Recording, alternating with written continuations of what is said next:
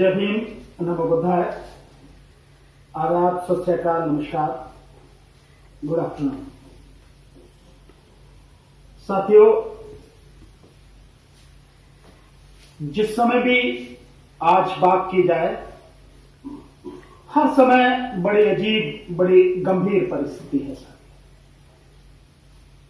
और इन गंभीर परिस्थितियों को लाने के लिए इस देश में अगर कोई जिम्मेदार है तो केवल एक शख्स है, वो है भारत के प्रधानमंत्री नरेंद्र मोदी और उनके साथ उनकी टीम। और टीम में आप सब जानते हैं कौन कौन लोग हैं। ऐसा कोई नहीं है जो ये नहीं जानता हो कि आज के जो हालात हैं वो किसने पैदा किए। नोटबंदी से देश को बर्बाद किया नरेंद्र मोदी ने। 4 करोड़ से ज्यादा लोग बेघर हुए, 4 करोड़ से ज्यादा लोगों की नौकरी चली गई नोटबंदी में। गरीब पूरी तरह से तबाह हो गया। उनके बुरे वक्त के लिए जो पैसे थे वो तक निकलवा लिए गए। और वो सारे पैसे कहां गए साथियों? आप सब जानते हैं। जो देश को लूटने वाले लुटेरे हैं और जो लूट लूट कर सरकार के संरक्षण में विदेश भाग गए और आज वहां विदेशों में बैठे। वो लूट के ले गए 10,000, 15,000, 20,000, 5,000 और यहां उनकी संपत्ति कितनी कब्जे में ली थी?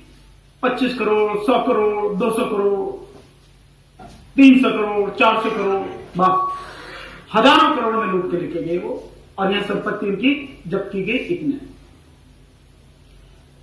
जो भी काम प्रधानमंत्री ने देश की भलाई के लेके कह के किया, उस सब में देश के साथ धोखा हुआ, देश की जनता के साथ में विश्वासघात हुआ और कुछ नहीं हुआ साथियों। नोटबंदी के 4 बताए गए थे काम: आतंकवाद, काला धन और जो जाली नोट हैं और देश की तरक्की के लिए ये नोटबंदी की गई थी। लेकिन आप समझते हैं साथियों, न तो आतंकवाद खत्म हुआ, न काला धन आया, न भ्रष्टाचार खत्म हुआ और न ही जाली नोट बंद हुए। आज की तारीख में जाली नोटों की संख्या उससे कई गुना है जितनी उस समय थी। उस समय ध्यान हो आपको कि जो सरकारी रिपोर्ट थी उसके हिसाब से लगभग 400 करोड़ रुपए की जाली नोट देश में थे और आज हजारों करोड़ में जाली नोट देश में। आतंकवाद रुका नहीं, हर दिन हमारे सैनिक शहीद हो रहे हैं, आप सबको मालूम है। भ्रष्टाचार चरम पर है। काला धन तो सरकार ने ही उसको पूरी तरह से संरक्षण दे दिया। जिस विदेशों से लाने वाले धन की बात करें तो वो विदेशों से वाला धन अब से करीब 6-7 महीने पहले रिपोर्ट थी 1.5 गुना हो गया, अब तो 2 गुने से ज्यादा हो गया होगा। और लूट के बाहर चले गए। इसके अलावा जीएसटी में जितनी बुरी तरह से जीएसटी लागू की गई वो सबके सामने है। व्यापारियों की क्या हालत है तो व्यापारी ही बता सकते हैं, विशेषकर छोटे व्यापारियों की क्या हालत है वही बता सकते हैं। लेकिन हजारों बार जीएसटी के नियम बदले गए। अरे अगर आपने एक सही चीज की थी तो इतने नियम बदलने की क्या जरूरत थी? बार बार बदले। एक देश एक कर की बात थी, क्या आज एक देश एक कर है? यानी इसके आगे तो ये छोड़िए, जीएसटी में ही कहीं 28% तो कहीं 22%, कहीं 18%, कहीं 12%, कहीं 5%। कहां है एक देश एक कर टैक्स? पेट्रोल को, डीजल को, इनको इसमें जीएसटी में क्यों नहीं जोड़ा गया? इसके साथ क्यों नहीं रखा गया? नहीं हो सकती हो। ये सारी की सारी चीजें आपके सामने हैं, सब कुछ। तो जीएसटी में बर्बाद। इसके अलावा साथियों, अब ये कोरोना संकट में लॉकडाउन, बहुत ही दुर्भाग्यपूर्ण स्थिति है कि जिस समय नोटबंदी की गई, बिना किसी से चर्चा किए, बिना पार्लियामेंट में सारी बातों पर एक एक करके चर्चा किए लागू कर दी गई। मात्र 4 घंटे के अंदर रात को 8 बजे आए आप टीवी पे और कह दिया प्रधानमंत्री ने कि 12 बजे से जो पुराने नोट है वो बेकार हो जाएंगे और नए नोट चलेंगे। ठीक इसी तरह से लॉकडाउन किया, 8 बजे आए और रात को 12 बजे से लॉकडाउन होगा। आपने लॉकडाउन कर दिया और उसके बाद जो जहां है वही रहेगा।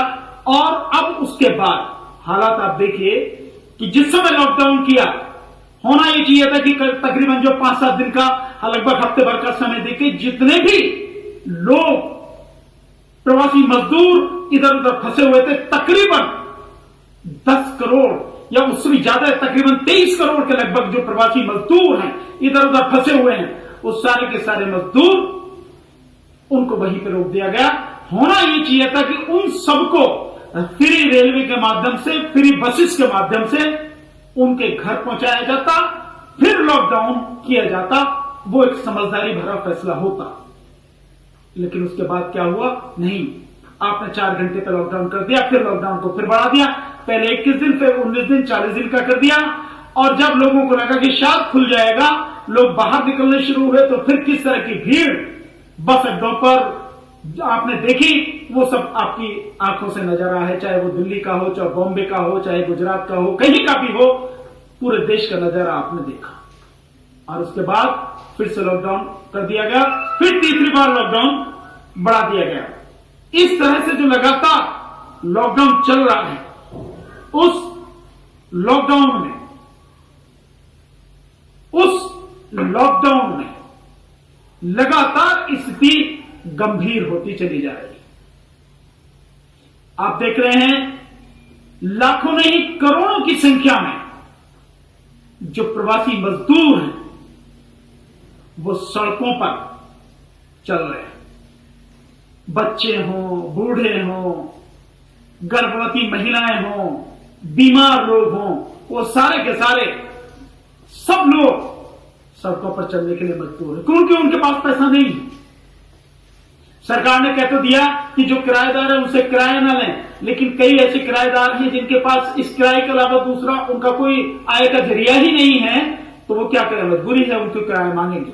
और जब नौकरी चली गई, सब कुछ बंद हो गया, पैसा है नहीं, सरकार पैसा दे नहीं रही, तो वो मजदूर क्या करेंगे? आखिर में इन मजदूरों को मकान खाली करना पड़ा। आपने ट्रेनों की व्यवस्था की नहीं, और जो ट्रेनों की व्यवस्था की है, बड़ी शर्म की बात है, डूब के मर जाना चाहिए इस केंद्र सरकार को और इससे जुड़ी हुई सभी राज्य सरकारों को कि 14 लाख लोगों को पिछले 15 दिन में या 20 दिन में पहुंचाने का जो दावा कर रही है ट्रेन के, हमने 14 लाख लोगों की 4-5 दिन पहले की जो खबर है, अब और कुछ लोगों को पहुंचा दिया होगा, और अब तो और भी बुरी हालत कर दी गई है। ये भी मान लें अगर कि 20 लाख लोगों को अगर पहुंचा दिया उनके घरों तक अभी नहीं पहुंचे, फिर भी उनके प्रदेशों तक पहुंचा दिया, तो उसके लिए सूचना दी जा रही है रेलवे के माध्यम से कि रेलवे ने इतने लोगों को पहुंचा दिया है। डूब के नहीं मर जाना चाहिए पूरे रेलवे डिपार्टमेंट को। जो रेलवे डिपार्टमेंट एक दिन में 2 करोड़ से लेकर 3 करोड़ लोगों को इधर से उधर पूरे देश में पहुंचाने की क्षमता रखता है, वो 15-20 दिन में 14 लाख लोगों को पहुंचाने पर बड़ा गर्व महसूस कर रहा है। होना यह चाहिए था कि जितनी क्षमता है उस क्षमता का पूरा सदुपयोग किया जाना चाहिए था और सभी लोगों को अपने घर तक पहुंचा देना चाहिए था। उसके बाद प्रॉपर तरीके से लॉकडाउन होना चाहिए था, लेकिन नहीं। और लॉकडाउन करते करते इस तरह से 4 बार के लिए लॉकडाउन बढ़ गया, और अब 4 बार की स्थिति यह है कि इस चौथे बार का जो लॉकडाउन बढ़ाया गया, उससे पहले ही शराब की दुकानें खोल दी गई। सरकार के पास पैसा नहीं। मैं एक बात जानना चाहता हूं कि जब सरकार ने सब कुछ प्राइवेट हाथों में सौंप दिया, हर सेक्टर प्राइवेट सेक्टर के लिए खोल दिया गया, हर क्षेत्र प्राइवेट के लिए खोल दिया गया, निजी हाथों में देने का सरकार ने फैसला ही कर लिया, तो जब सरकार कुछ कर ही नहीं रही, सरकार कुछ करेगी ही नहीं, सरकार को किस बात के लिए पैसे की जरूरत? किस बात के लिए सरकार को पैसा चाहिए जब तुम कुछ कर ही नहीं रहे? कोई उद्योग धंधे तुम करते, लोगों को रोजगार देते, लोगों की गरीबी तुम दूर करते, लोगों को सीधे उनके हाथों में, उनके बैंक अकाउंट में पैसा पहुंचवाते, इस बुरे माहौल में, तब तो समझ में आता था। तो जब तुमने सब कुछ खत्म ही कर दिया और तुम कुछ करने की जिम्मेदारी ही नहीं ले रहे, तो तुम्हें पैसा किस बात के लिए चाहिए? किस बात के लिए चाहिए तुम्हें पैसा? लेकिन सरकार को पैसा चाहिए, इसलिए सरकार ने खोल दिया शराब की दुकानें। तो जो लॉकडाउन का मसला था वो वहीं खत्म हो गया। लॉकडाउन उसी दिन खत्म हो गया जिस दिन शराबियों के लिए तुमने दुकानें खोलती।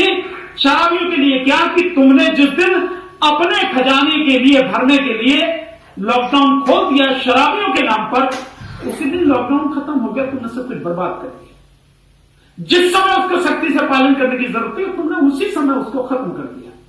और अब तुम्हारी बहुत बड़ी मजबूरी होगी, धीरे धीरे धीरे धीरे प्रदेश सरकारें ये सारी चीजें खोलने जा रही हैं कि पूरी तरह से लॉकडाउन खत्म हो जाए। मुझे लगता है, अगर मैं गलत नहीं हूं तो मेरा आकलन यह है कि इस 31 मई के बाद पूरे देश में लॉकडाउन खुल जाएगा। अब आप सोचिए, एक प्रधानमंत्री जिसको उसके दलाल और गुलाम मीडिया ने, उसके गोदी मीडिया ने इतना बड़ा एक व्यक्तित्व बना दिया कि वो जो कर रहा है सही कर रहा है, देश में उसके अलावा कोई है नहीं करने वाला, वो दूसरा व्यक्ति नहीं है। जबकि ऐसे पता नहीं कितने इससे कहीं बढ़िया बढ़िया लोग इस देश में पड़े हैं। अगर उन्हें मौका मिले तो ये कुछ नहीं इसने किया, इसने तो देश को बर्बाद कर दिया।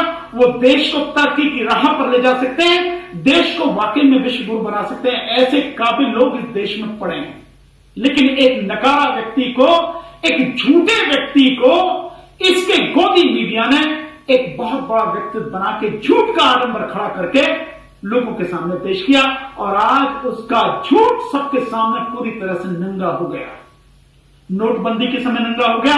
50 दिन का समय मांगा था कि 50 दिन में अगर सब कुछ ठीक नहीं हो तो जो जिस चौराहे पर कहो मैं वहां जाऊंगा, जो सजा दोगे मैं वो करूंगा।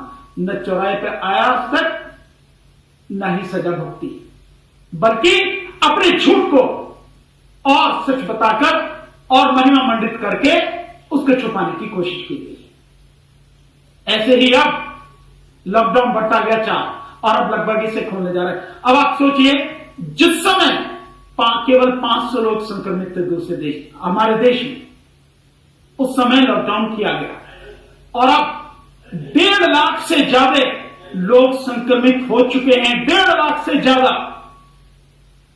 और 4000 के लगभग लोगों की मौत हो चुकी है। अब लॉकडाउन को खोलने की स्थिति आ रही, क्योंकि सरकार के पास कुछ है नहीं, बचा ही कुछ नहीं है सरकार के पास। सरकार पूरी तरह से फेल, नोटबंदी में फेल, जीएसटी में फेल, लोगों को नौकरी देने में फेल, महिलाओं की सुरक्षा में फेल, देश को तरक्की के रास्ते पर ले जाने में फेल। सबका साथ, सबका विकास, और तो सबके विश्वास की बात कर रही है। हकीकत यह है कि किसी का साथ नहीं, केवल अपना विकास और सब पर अविश्वास। ये स्थिति है सरकार की। और साथियों, इसके अलावा अब जो है, जब पूरी तरह से हो गया तो अब एक नया शगुफा छोड़ा जा रहा है और ये प्लानिंग की जा रही है जिसमें वो दलाल मीडिया, वो गुलाम और गोदी मीडिया, वो भी जो तलवे चाटता है, वो भी अब कहने लगा है। एक नया परसेप्शन गढ़ने की जो कोशिश शुरू हो गई, काम शुरू कर दिया गया है कि अगर लॉकडाउन उस समय नहीं किया जाता तो अब तकरीबन अब तक 35 से 40,000, 40-50,000 लोगों की मौत हो चुकी होती और कई लाख लोग संक्रमित हो गए होते। ये एक वो। तो अब इस लॉकडाउन को, जिसमें पूरी तरह से फेल हुए, नरेंद्र मोदी प्रधानमंत्री पूरी तरह से फेल है, उस लॉकडाउन को सही साबित करने की कोशिश की जा रही है। प्रधानमंत्री के झूठ को, प्रधानमंत्री की असफलता को सफलता में बदलने का प्रयास किया जा रहा है। कब तक करोगे तुम ये सब धोखा देश की जनता के साथ में? कब तक देश की जनता को झूठ बोलोगे, गुमराह करोगे, उसको धोखा दोगे और उसकी पीठ में छुरा भोंकोगे? कब तक? सब कुछ नजर आ रहा है, जनता कुछ भी ऐसा नहीं है जिसे नहीं जानती हो। तुम्हारे झूठ को, तुम्हारी बेईमानी को और तुम्हारे इस क्रूर मजाक को तुम जनता के साथ में जो कर रहे हो, पूरे देश की जनता देख रही है, पूरी दुनिया देख रही है। इसी से समझ में आ जाना चाहिए कि जो एक बच्ची है बिहार की, 15 साल की लड़की, अपने बीमार पिता को 1200 किलोमीटर साइकिल पर लेकर गई है, पहुंची है, और ट्रंप की बेटी ने उसके ऊपर कमेंट किया है, उसको धन्यवाद दिया है, उसकी भूरी भूरी प्रशंसा की है। तो तुम समझ लो कि दुनिया देख रही है, तुम्हारी हरकत को किसी से छुपनी नहीं है, हर कोई देख रहा है। और तुम इसको महिमा मंडित करने की कोशिश कर रहे हो। कब तक धोखा दोगे तुम इसको? जो ये कहना चाह रहे हो कि अगर लॉकडाउन नहीं किया होता, अरे आपको चाहिए कि अगर वाकई में समझदारी से काम लिया गया होता, लोगों से बात करके बहुत ही प्लानिंग के साथ अगर ये लॉकडाउन किया गया होता, तो सबसे पहले सभी मजदूरों को, प्रवासी मजदूरों को उनके घर पहुंचाया जाता। उसके बाद बहुत सिस्टमेटिक ढंग से इसको लॉकडाउन करना था, और इस लॉकडाउन को भी तब करना था, उससे भी पहले अगर करना था तो जब 19 जनवरी को पहली बार यहां पर एक केस आया था, उसी समय जितने भी बाहर से आने वाली फ्लाइट्स हैं सबको बंद कर देना चाहिए था। जो 25 फरवरी को ट्रंप की चापलूसी में जो प्रोग्राम किया गया अहमदाबाद में, जिसकी वजह से ये कोरोना आया है यहां पे, उसको उसी समय बंद कर देना चाहिए था। वो प्रोग्राम बिल्कुल पोस्टपोन कर देना चाहिए, अगर खत्म नहीं तो कम से कम पोस्टपोन कर देना चाहिए था। उनको किसी को भी आने की अनुमति नहीं देनी थी, और विदेशों से कोई भी जो भी आया था 19 तारीख को अगर सारी फ्लाइट बंद कर दी जाती तो इस देश में कोरोना आता ही नहीं, यहां स्थिति होती ही नहीं। और सबके बावजूद भी उसके बाद जब जैसे ही मौका मिला तो सरकार बनाने में, मध्य प्रदेश में सरकार बनाने में और कर्नाटक में जो सारा का सारा, क्योंकि यहां से कर्नाटक ले गया, वहां से वहां मध्य प्रदेश सरकार गिराने की जो स्थिति रही और अपनी सरकार बनाने की, वो हालात अगर वो नहीं करते, सत्ता की हवस अगर नहीं होती, ईमानदारी से देश को बचाने का काम किया जाता, तो उसी समय होता। और उसके बाद में सभी प्रवासी मजदूरों को उनके घर पहुंचा दिया जाता, उसके बाद सिस्टमेटिक ढंग से लॉकडाउन किया जाता, और उसके बाद पूरी तरह से पूरी फोकस इस पर की जाती। तकरीबन 5 लाख करोड़ का एक बजट, स्पेशल बजट मेडिकल उसके लिए रखा जाता, जिसमें पूरी की पूरी जो पीपीई किट है वो है, जो टेस्टिंग किट है वो है, हॉस्पिटल्स हैं, टेम्परेरी हॉस्पिटल्स बनाने थे, वो सारी की सारी चीजें करके, ताकि जो भी हमारे डॉक्टर्स हैं, नर्सेज हैं, मेडिकल स्टाफ है, पैरामेडिकल स्टाफ है, लैब असिस्टेंट है, पुलिस वाले हैं, आर्म फोर्सेस वाले हैं, पैरामिलिट्री फोर्सेस वाले, जो भी लोग इसमें लगे हुए हैं, हमारे सफाई कर्मचारी हैं, उन सबको प्रॉपर जो पीपीई किट दी जाती, और तब ये सारी चीजें करके सिस्टमेटिक ढंग से इसको कंट्रोल किया जाता। निश्चित रूप से आज जो गंभीर हालात पैदा हो गई, ये नहीं होते।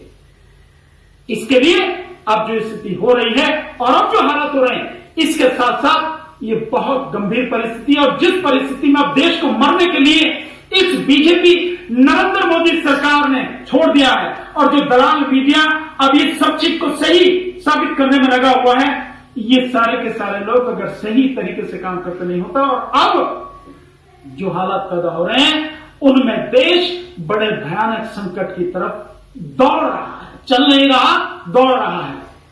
अगर एम्स दिल्ली के, all India institute of medical sciences के जो डायरेक्टर हैं श्री रणदीप गुलेरिया, उनकी अगर बात माने तो जून और जुलाई में भयानक जो चरम है इसका आने वाला, और वो अभी से साफ दिख रहा है कि अब हर दिन 6-7 हजार जो केस हर दिन आ रहे हैं, और तकरीबन 150 लोगों की मौत हर दिन हो रही है, तो लगातार बढ़ता चला जा रहा है यहां पर। और कहीं ऐसा ना हो कि बॉम्बे ऐसा ना हो, तथागत से मैं दुआ करूंगा, उनसे प्रार्थना करूंगा कि ऐसा नहीं होना चाहिए। पर अगर हुआ तो बॉम्बे ऐसा लग रहा है जैसे न्यूयॉर्क बनने की स्थिति की तरफ भाग रहा है, जिस तरह से वहां पे केस निकल रहे हैं। और वहां पे तकरीबन 1718 पुलिस वाले जो है वो संक्रमित हैं, और 15 के आसपास संक्रमित जो है पुलिस वालों की मौत हो चुकी है। तो ये सब कुछ पूरी तरह से इसके लिए कौन जिम्मेदार है? एक ही शख्स जिम्मेदार है, वो है नरेंद्र मोदी, जो अवतरित होता है एक ईश्वर की तरह और आके कहता कि नहीं, इस समय से 4 घंटे बाद 12 बजे से ये बंद, 8 बजे आए और 12 बजे से ये सब कुछ बंद। और उस बंद का नतीजा ये है कि देश भयानक स्थिति में पहुंच रहा है। क्या है, रही बॉम्बे की, महाराष्ट्र की, तो वहां पर उद्धव ठाकरे को जिम्मेदार ठहराया जा रहा है। उद्धव ठाकरे कैसे जिम्मेदार है, जरा ये भी बता दो भाई। जिम्मेदार उद्धव ठाकरे ने तो लॉकडाउन नहीं किया, लॉकडाउन तो नरेंद्र मोदी जी ने किया है, तो प्रधानमंत्री अपनी जिम्मेदारी क्यों नहीं लेता? मतलब देश मर जाए, लोग मर जाए, लेकिन प्रधानमंत्री अपनी जिम्मेदारी लेने को तैयार नहीं है। क्या इतना साहस नहीं है? हाँ, मैं जानता हूं साहस नाम की चीज नहीं है, वो 56 इंच का सीना तो सिर्फ कहने के लिए है, साहस नहीं है। साहस तो एक छोटे से एक अगले से व्यक्ति के बराबर पर भी साहस नहीं है, जबकि प्रधानमंत्री में साहस बहुत जबरदस्त होना चाहिए, लेकिन नहीं है। इस मीडिया के माध्यम से झूठ फैलाने की जरूर नीति उन्हें आती है और कुछ नहीं। जिम्मेदारी खुद लें, कहें देश के सामने आके मैं हूं उसके लिए जिम्मेदार, मैंने लॉकडाउन किया और मैं इस लॉकडाउन में फेल हूं। अब सब बताएं कि स्थिति में यह हो गया तो अब कैसे करा जाए, इसको कैसे बचाया जाए। मैं अपनी हार मानता हूं, अपनी असफलता स्वीकार करता हूं। क्या है प्रधानमंत्री में इतना हौसला? है 56 इंच का कलेजा? 56 सेंटीमीटर का ही हो, मैं तो कहता हूं 56 मिलीमीटर का भी नहीं है। अगर होता तो ये जिम्मेदारी लेते, लेकिन जिम्मेदारी से भाग रहे हैं और बिहार चुनाव की तैयारी कर रहे हैं। कोई बात नहीं साथियों, मेरा आपसे कहना है, आपको फैसला करना है। स्थिति बहुत गंभीर है, हम सबको संभल के रहना है और जब भी घर से बाहर निकले मुंह पर अपने जो है मास्क लगाकर निकले, नहीं तो अंगोछा या कपड़े से बहुत अच्छी तरह से बांध के निकले। जितना भी हो सके 6 फीट की दूरी का हम लगातार पालन करें।